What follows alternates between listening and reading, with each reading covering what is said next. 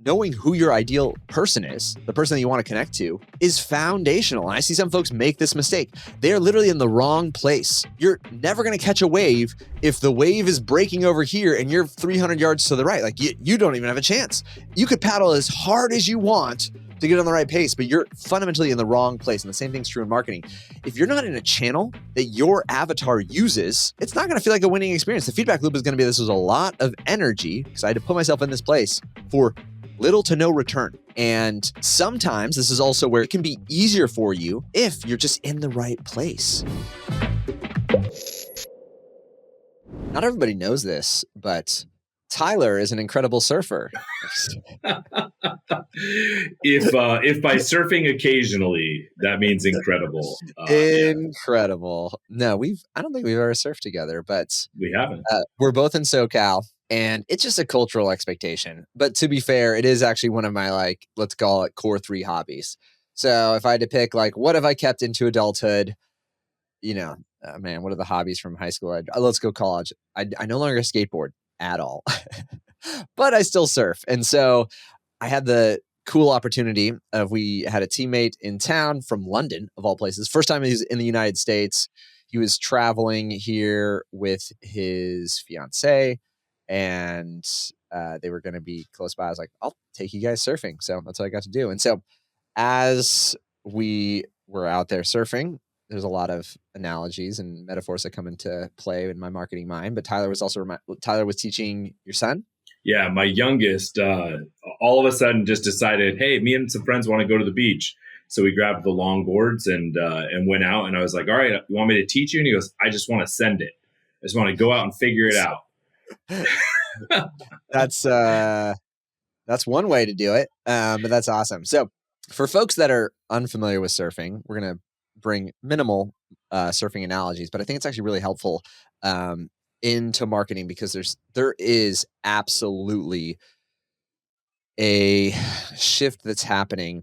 I've talked about it on past shows, but if we're thinking, critically for this year, this time, what do we consider, and how do we have a healthy view about it? Surfing is one of those sports where a lot of people try it and a lot of people quit because the feedback loop is really painful in the beginning. I'd put it right there with snowboarding, in the sense of, you go out there and day 1 through 4, you are just learning all the ways not to do it. And as much as someone tries to tell you, this is the right way to do it, the feedback loop is really negative. So there's a delayed gratification there. And I'd say marketing can have the same impact, especially if you're getting started or starting something new in an environment like, Q3 2024. This is one where the feedback loop is going to be punishing because it's just, it's like, it's probably like buying a house in, early 2024. The interest rates are bad. It's going to be painful. And so let's talk through this. So in surfing, there's 3 elements that kind of go into riding, catching, doing the sport. It is being in the right place. So it starts off with finding where you're supposed to be. Literally, you paddle beforehand to get into a sort of area. Even when you see a wave coming, you're paddling to put yourself in the right placement. So there's placement. Then there's the act of catching. You have to, if you're in the right place or sort of the right place, then there's a burst of energy you have to expel to paddle to actually get into the wave. People could argue this is placement. So think of it's pre-placement. And then I think of this as get in the right place and then get in the right pace. So I got to be there in the right area. And then I honestly have to pace the wave. So what's happening is this wave of water is rolling through the ocean. First, you have to kind of identify, is that a real rideable wave? You guys want to tip in surfing?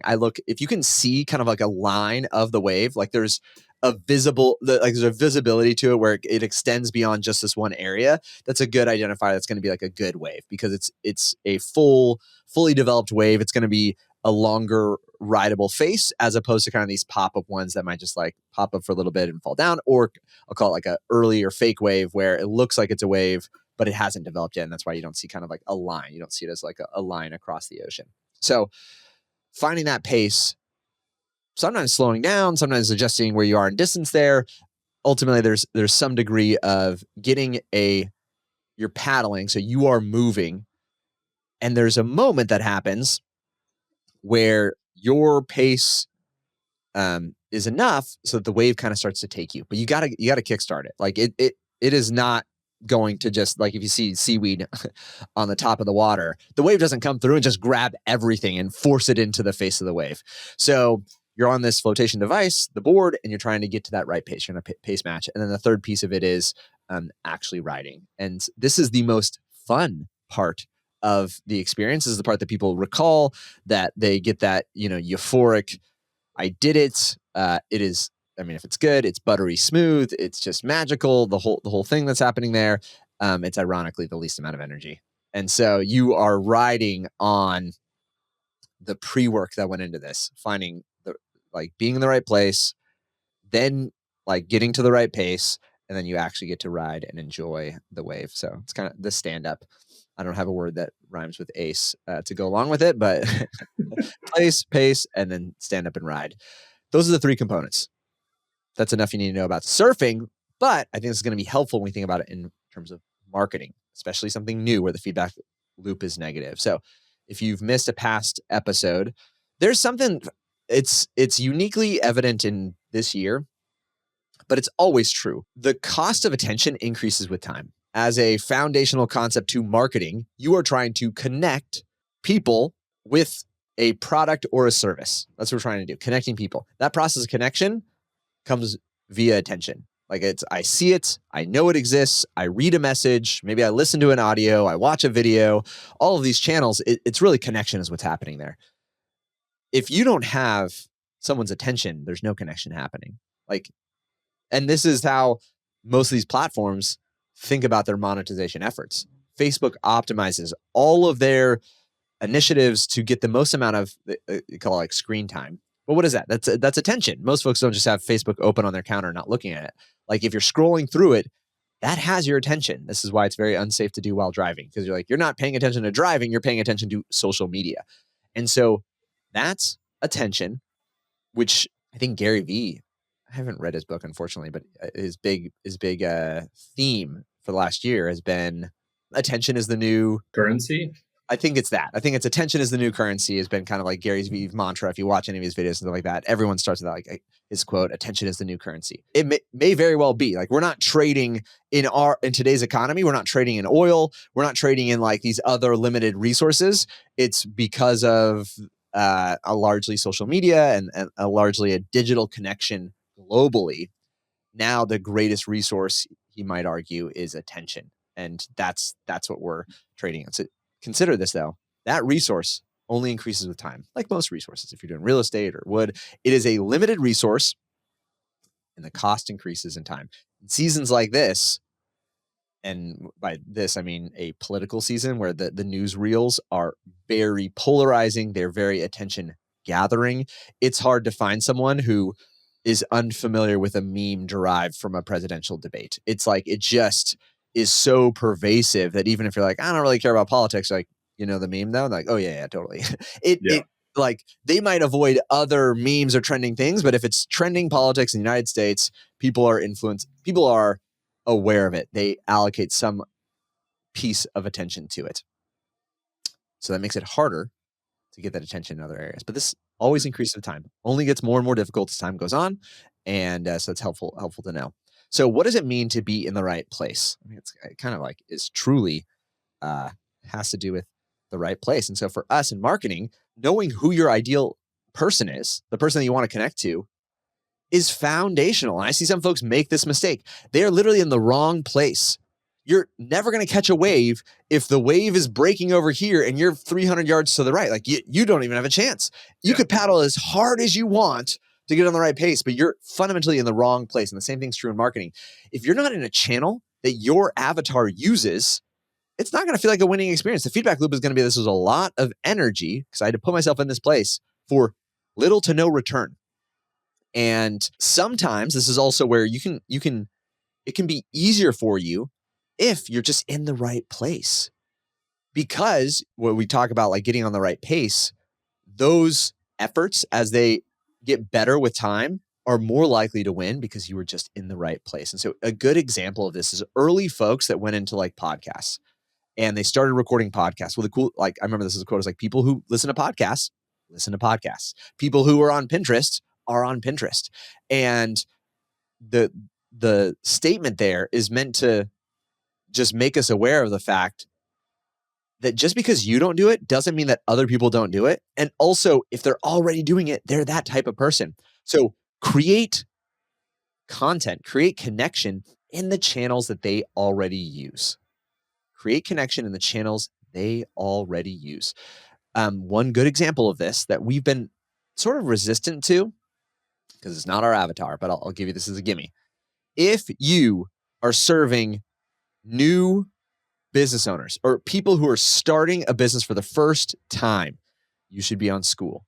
Their entire messaging and marketing is saying, if you don't have a business, go and do the school games. This will help you start a business. That is a traffic source of exclusively targeted folks that are starting new businesses. You may say, like, I don't like school. I don't want to be there because that's me, because I already have a business. Well, that's great. But if you're serving people who are moving from breaking out of their 9 to 5 or starting to start their side hustle or starting like new entrepreneurs, you're like, you should be on school. That's where your audience lives. If you know, like me, like I'm trying to target established business owners, brick and mortar business owners, no, they're not on school. They're not. And so now it's less of a priority for me to be in that place. So consider your avatar and then take the energy to be in the right place. That means channel. And then how do you know if you're in the right place? You can see, well, have a feedback loop of conversation. If you've got a best fit customer, ask them, what do they like to consume? What do they enjoy? Like this is a classic form of marketing, which is just customer feedback. Yeah. And called like avatar discovery. That's kind of lost because we just jump to the conclusion of like, well, everyone's on Facebook, everyone's on Meta. And yes, a lot of people are, no doubt. But are your best fit customers there? Do your best fit customers spend the majority of their time there? You might find they're like, oh, like they're like, and so here's an interesting question. It's like, what are the top 5 or top 10 apps on your screen time? This is a great one. It's like, if you're going to survey, ask this way, because now you're not asking an emotional question. You're asking a like, there's no bias here. Just send me what are the, like, go last week. What are the top 5 apps? And if you see your audience is like, oh, 20% of them, a top 5 app is Nextdoor. You should be advertising on Nextdoor. Even though if you went to somebody like, I want to advertise, almost no one is going to like generically advise you to advertise on Nextdoor. But if you know that's where your audience is, that's a right place for you and is going to give you a higher chance of winning. Okay, so let's talk right pace. This is more so to do with messaging. So if you're in the right, if you're in the right place, you're getting the right eyeballs. Now it comes down to messaging, and that's what we mean by like pacing. And so there is a little bit of an understanding, like where are they at in their journey? There's I think it's Eugene Schwartz talks about the 5 levels of awareness or 7 levels of awareness, whatever it is. You don't have to be overly scientific about this. I think the key thing that I think about is, are you resonating with the problem? I would say if I had to give you just one piece of advice, as opposed to figuring out, is it problem aware? Are they solution aware? Are they provider aware? If you talk to the problem, everyone, if they're solution aware, they're also problem aware. If they're provider aware, they're also problem aware. And so the ism that I've used for many years now is the person who's loudest about the problem is believed to be the best at solving it. The person who's loudest about the problem is believed to be the best at solving it. This is what I mean by pace in your marketing is, are you loud about the problem? Do people think of the problem and then think of you? Not that you create the problem, but like, if I have this problem, this is the person. You can get better at this. This is the bridge I teach, which is person, problem, product, payoff. We're talking about connection. This is the bridge you build. If you can be specific to, hey, you know how this person has this problem, I created a product that creates this payoff. If you can do that well, your pace for your messaging, your marketing is already going to be a level above, because that's going to catch 80% of it. But you want to make sure the message resonates. Usually it's, are you describing a problem in the way that your prospect would agree? Like they would describe it, use their words with them. You're pacing your messaging to your audience there. And now in terms of riding the wave, like this is the easy, enjoyable part. If you get those 2 things happening well, if I'm in the right spot and I just say, and I'll riff, because people usually like it when I riff this as an example for the person, problem, product, payoff, because I've run it so many times. Just that formula, then I could just like give me a generic audience an example here, and I'll come with something that will feel pretty good here. But I'm going to pick a med spa.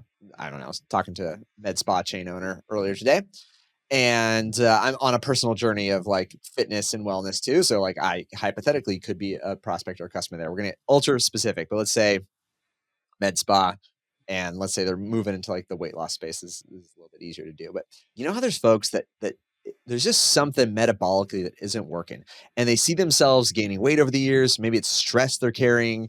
Maybe it's just different diet. It just feels like their metabolism slowing down as they're aging. It's just harder and harder to even find the motivation to do the things they know how to do. Well, we created a program that focuses on holistic health and wellness, gives you a complete understanding of the areas that are out of balance. This could be vitamins, minerals. This could be something that's affecting your metabolism, organ function there. And then we have solutions on site that could be as simple as a once a week remedy, very low impact, but are almost guaranteed to give you the life that you've always wanted, to stop feeling like feeling well and feeling fit is a challenge that you can't overcome. And so we see people do dramatic transformations come into our clinic in honestly the first 90 days. Something like that.